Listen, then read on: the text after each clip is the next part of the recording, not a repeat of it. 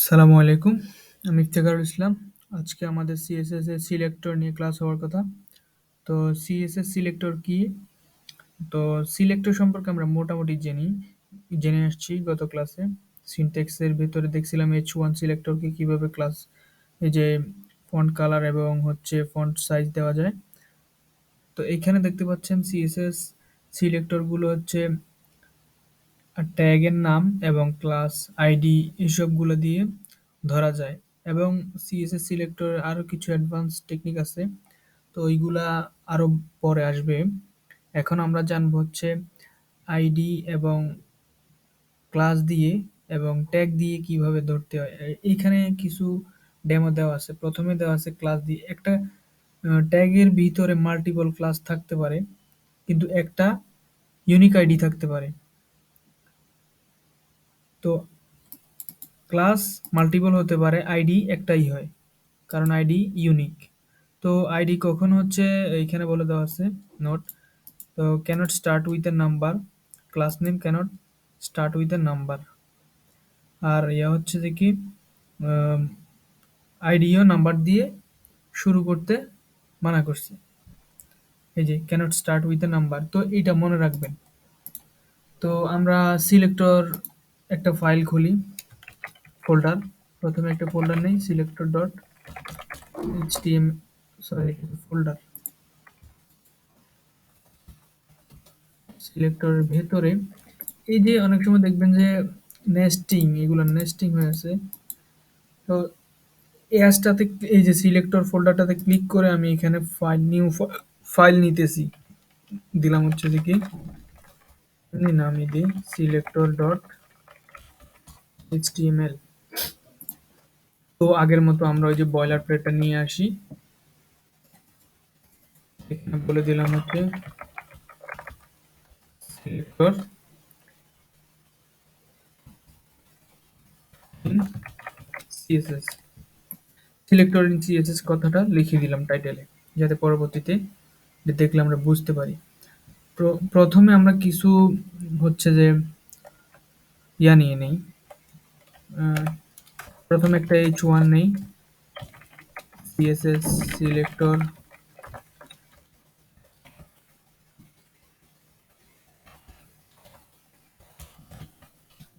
CSS। তো দিলাম যে কি ওই যে আগের প্রবলেমটাই আমরা এখানে সলিউশন করব। তো এইখানে H1টাতে আমরা যদি স্টাইল ট্যাগের ভেতরে আমরা যদি H1টাকে স্টাইল করি, H1 কালার বলে দিয়েছিলাম আমরা ব্লু। তো এইখানে আমরা কপি পাথ নিলাম। তো আগের মতো আমি এই যে শর্টকাট ইউজ করতেছি, এখানে ইউআরএলটা পেস্ট করে দিলাম, এন্টার দিলাম। এই যে সিএসএস সিলেক্টর সিএসএস। তো এইখানে আমরা শুধু প্রথমটাতে ব্লু কালারটা দিতে চাই, তাহলে ক্লাস দিলাম ব্লু কালার। এখন এই যে হাইফেন দিয়ে আপনি নামটা কিভাবে লিখতে পারেন, এটা ভ্যালিড। তো এখন এই ব্লু কালারটা আমরা এই যে ক্লাসটা ধরতে হলে এইটাকে প্রথমে আমরা কপি করে নিয়ে যাই। এই যে আমরা শুধু এটাকেই দিব। আমরা এই যে এখানে প্রথমে একটা ডট দিলাম, ডট দিয়ে ক্লাসের নামটা বলে দিলাম। এই যে ক্লাস ধরতে হলে প্রথমে একটা ডট দিতে হবে, আর যদি এখানে আইডি থাকতো তাহলে এখানে হ্যাশ দিতে হতো। তো আমরা যেহেতু ক্লাস দিয়ে দেখি প্রথমে, তো ক্লাস দিয়ে আমরা ব্যবহার করি।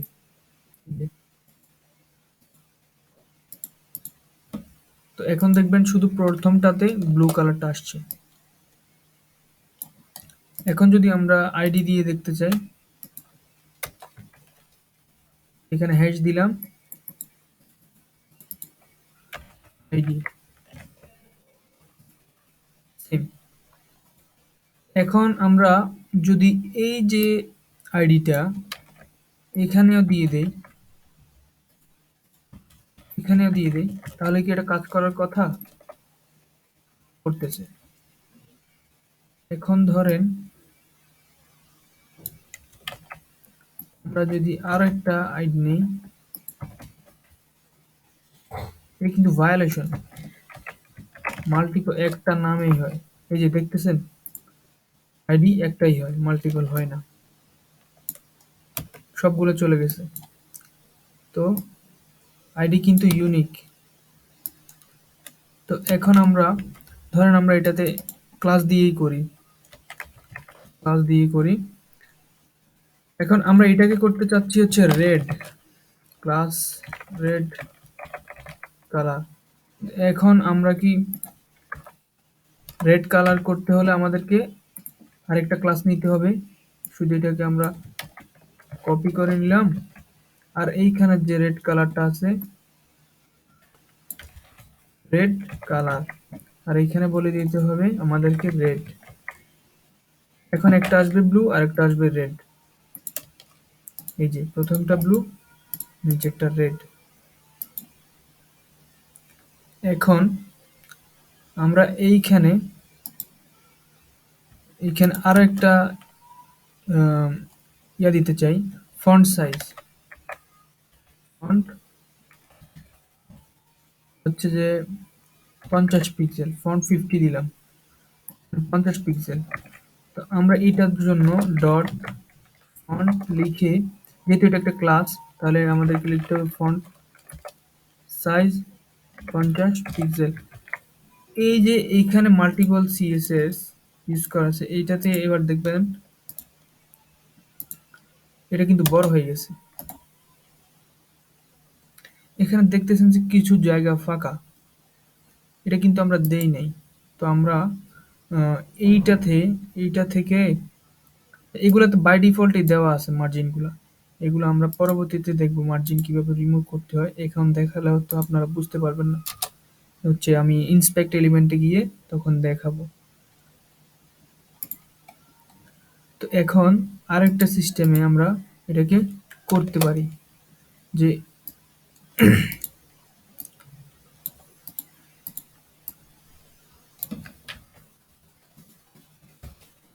h1 এ ফন্ট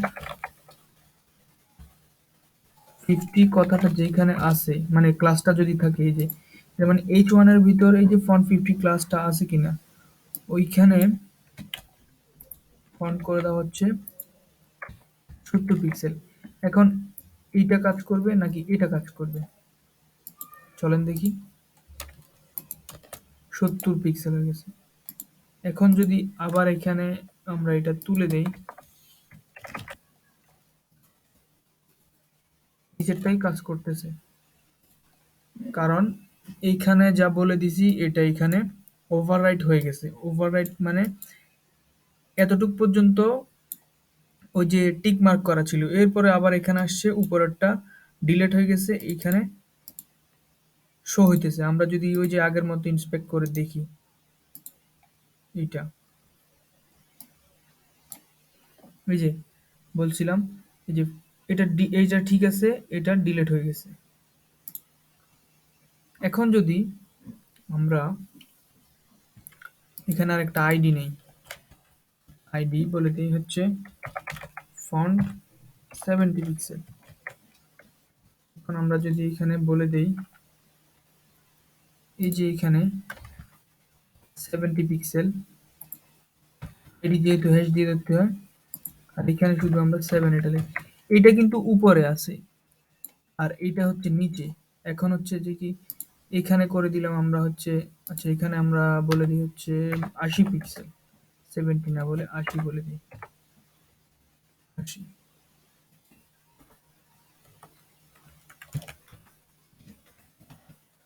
80 বলে দিলাম। আহ, তারপরে এখন যদি আমরা এন্টার দেই, এটা আরো বড় হয়ে গেছে, কারণ আইডির হচ্ছে এই যে আইডির হচ্ছে প্রায়োরিটিটা বেশি, কারণ আইডি তো ইউনিক।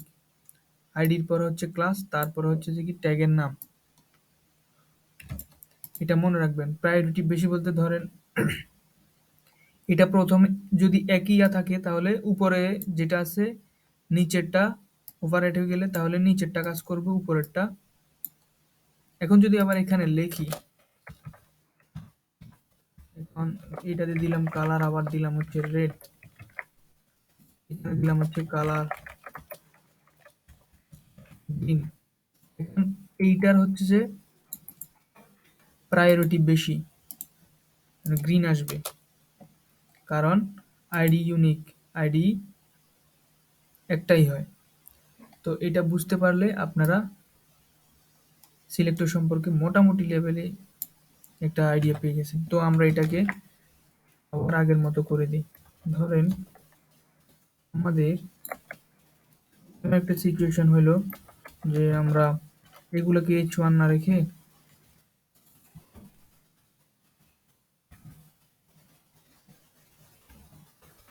এগুলো দিলাম H3। আমি চাচ্ছি H1, H2, H3, এটাকে বলে দিলাম H2। H2টাকে মানে সবগুলাকে একই স্টাইল দেব, তাহলে এটা কি সম্ভব? ধরো আমরা সবগুলাতে কালার দিব হচ্ছে যে কি গ্রিন, তাহলে আমরা একটাতে দিয়ে দেখি প্রথমে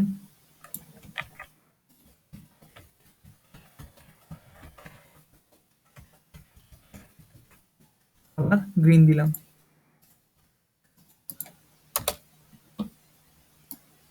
শুধু H1 দুইটাতেই কিন্তু কালার গ্রিন আসছে, কারণ এইগুলার ট্যাগের নাম তো অন্যরকম, তাই আমাদেরকে ক্লাস অথবা ক্লাসের হেল্প নিতে হবে, গ্রুপিং করতে হবে। গ্রুপিং গ্রুপিং বলতে সবগুলাকে একই স্টাইল দিতে হলে কমা দিয়ে H1, H2, H3 সবগুলোকে কমা কমা দিয়ে এভাবে বলে দিতে হবে গ্রুপিং। এই যে চলে আসছে। আবার আমরা চাইলে এভাবেও বলে দিতে পারি যে সবগুলোকে এখানে আপনি হচ্ছে কন্ট্রোল ধরে অল্টার ধরে এইখানে যে জায়গাটাতে আছে এইখানে আপনি ক্লিক করেন যদি, তাহলে স্পেস দিয়ে বলে দিতে পারেন হচ্ছে কালার গ্রিন। এখন আমরা যদি এখানে শুধু কালার গ্রিন কথাটা লিখি, মানে ক্লাসটাকে ধরি, তাহলে সেম কাজ করবে, সেম কাজ করলো। এখন আমরা এরকম না বলে আমরা এইভাবেও বলতে পারতাম যে H1, H2, H3 সেম কাজ। তো গ্রুপিং আমরা বুঝতে পারছি, আমরা আইডির হচ্ছে বুঝতে পারছি আইডিতে। এই যে এখন আমরা আইডি ব্যবহার করছি না, এখন যদি আবার ক্লাস ব্যবহার করে কালার গ্রিন কথাটাকে যদি আবার আরেকটু যে এটা কি বলে, মানে হচ্ছে এটার প্রায়োরিটি গুলা যদি এখানে, তো এখানে ট্যাগ দিয়ে ধরছি আমরা, এখন যদি এখানে কালারের ভ্যালু যদি আমরা করি, এটাকে যদি আমরা নিচে দেই, সরি